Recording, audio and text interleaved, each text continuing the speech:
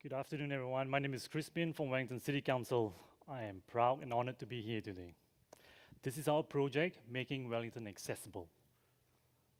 Unfortunately, Wellington is not accessible for everyone. 1 out of 4 people struggle with the simple things in life that we take for granted because they are barriers. Regardless of whether you're a child, a disabled person, or senior citizen, we want to make Wellington fully accessible. Do you know what's the impact of a loose paving stone on the footpath? That hole in the footpath? Or when there's a temporary footpath closure? For most of you over here, nothing at all. A simple side step, that will do the trick. But for people with disabilities, that's a different story altogether. I interviewed Lee, who's on a wheelchair, partially blind, and has an intellectual disability. He struggles to come to the city because of multiple barriers, from transport, from access to building and businesses. He told me that he can't even enjoy a cold beer in the evening because of all these barriers. So what does Lee do? Simple. He uses the same route, he goes to the same place at the same time. We need to change this. As part of our process, we interviewed 46 people with disabilities, deaf, blind, mobility, intellectual, single, and multiple, and they shared with us their stories. Most of them are really, really sad stories. They told us of all their problems. It's really, really complex, and it's interlinked. It's so challenging for us. 1 out of 4 people in the Wellington region has a disability.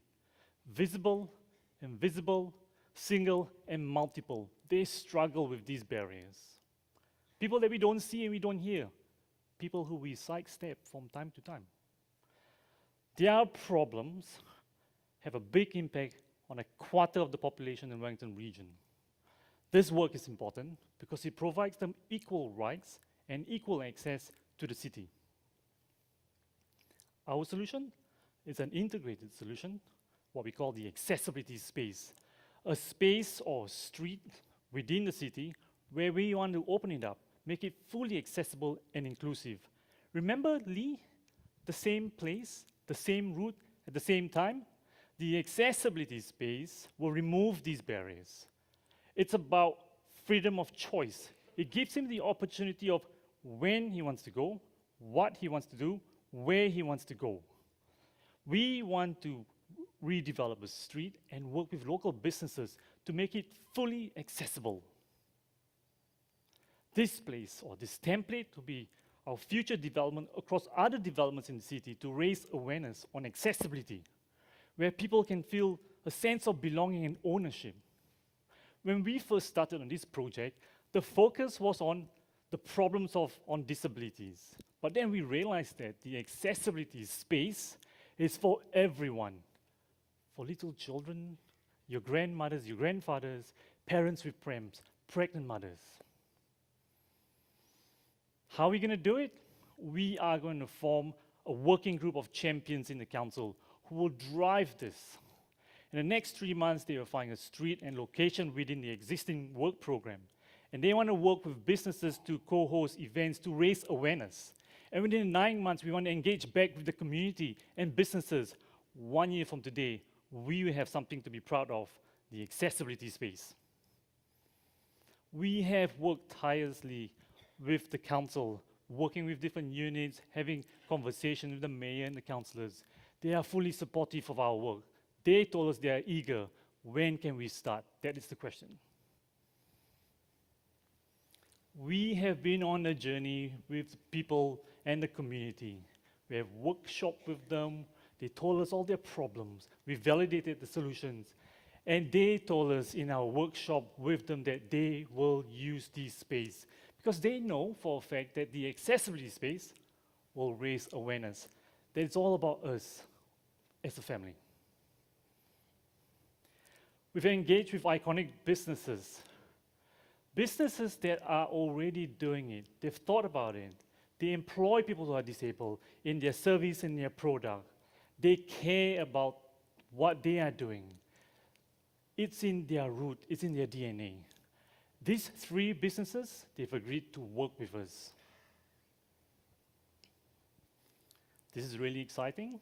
We co-host an event with Wellington Chocolate Factory on Sunday. We had 300 people visit the stall. It's about raising awareness using New Zealand Sign Language. Do you know what's the outcome of this? They are telling us that the community and businesses, they want to be on board with regards to the accessibility space. They're ready for it.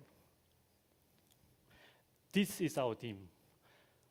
Broad spectrum of skills from governance, town planning, policy, and a lived-in experience. I just want to say thank you to Tanya, who is deaf. She helps us as a team to understand the challenges and really sets us apart. We can't be doing something about accessibility without someone on board who can really show us the struggles that she struggles every day. We've done our work, we've done our research, we've raised the excitement within and outside the council, the community and businesses. We want to create the champion group to champion this work. It's all about leadership, it's all about coordination. We want the council to support our work.